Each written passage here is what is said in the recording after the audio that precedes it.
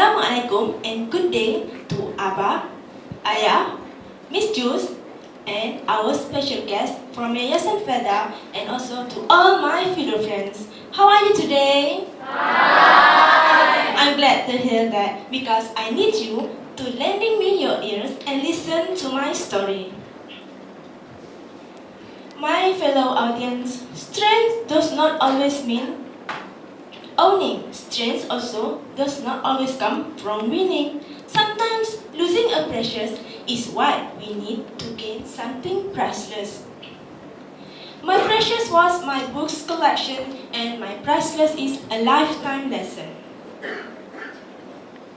My fellow audience, everyone has something precious in their life, right? Such as parents, family, house, cars, and perhaps love. As for me, I have two things that I love the most in this world. First, of course, my family. Everyone loves their family, right? And second is my books collection. I have many types of books in my collection.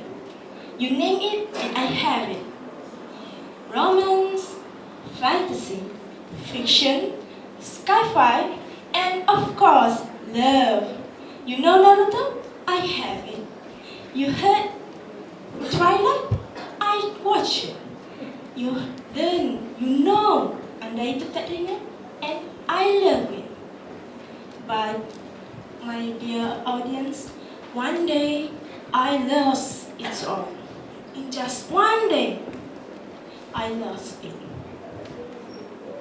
It happened when I was in my form 3 of my high school years. At that year, I will be taking my PMR exam, just like all of you. But at that year, I was thinking, it's just PMR. What's so important about it? Like I care. I was drowned in my world of imagination, buried in my books collection. The examination day is just around the corner, but I didn't study. I was drowned in my world of imagination. I saw my friends trying their best to remember the lesson that teachers taught in the classes. But as for me, I still drowned in my world of fantasy inside my books collection.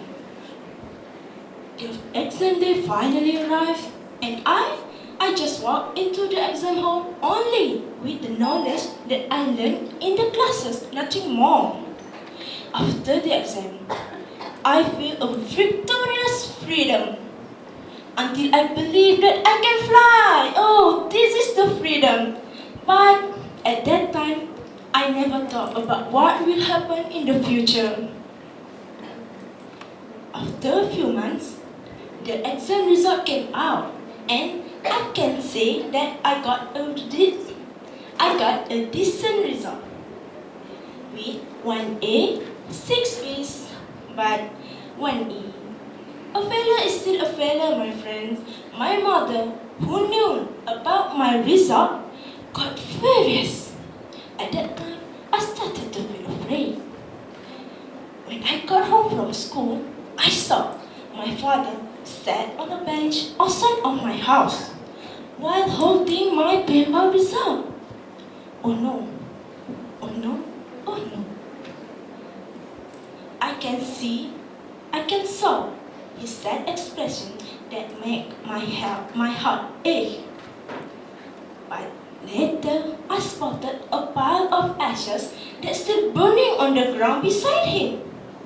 Oh no, please, please, it's not what I think it is. Oh God, please. I cry in my heart. Then my father, he looked at me. And I look at him back. He looked at me again, but I don't dare to look back. I look at my feet and stay quiet. Then he pointed his finger to the ashes and said, "Kakak, that was your book. Your mother burned it all." I was stunned and I could hear my world crumbling behind me. I don't know what had happened and I don't know what to say. Then I just walked slowly inside my room and sat on my bed. I looked around and I found that my room was empty. I didn't find a single book at all. But at that time, I tried to comfort myself and I said, it's just a dream, it's just a dream. The next morning, when I woke up, I started to realize my book was gone. I want my books back. I cried for a week. I didn't talk with my mother. But then later, I started to regret it. How can I do that to my mother?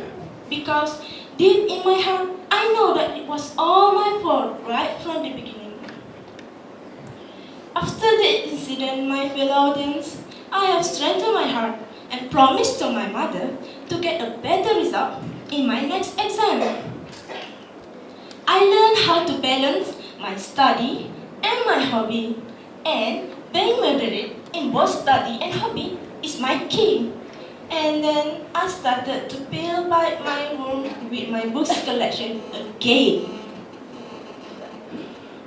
From this experience, I want to advise you, my fellow audience, to never neglect your study, even how small the exam was, because you will never know what will happen in the future.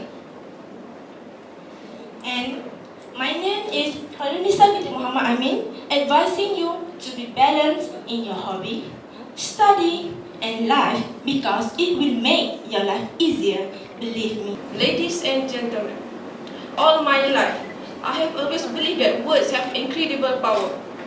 The power of words can make people's hearts soar, or it can also make people's hearts soar. And in giving a speech, even when we have nothing to say, but once when the genuine passion moves us, say what you have got to say and say it hard.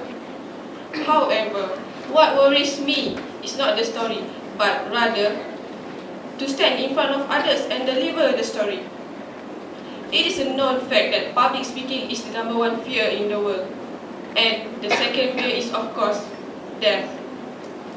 And in giving a public oration, the fear factor is not about the delivery of speech, but rather the fear factor is often be the audience's eyes. As these speakers take their stand on the stage, there is a strange sensation often experienced in the presence of an audience. It begins from the gaze of the many eyes that turn upon the speaker, and is made worse as the speaker permits himself to steadily return that gaze.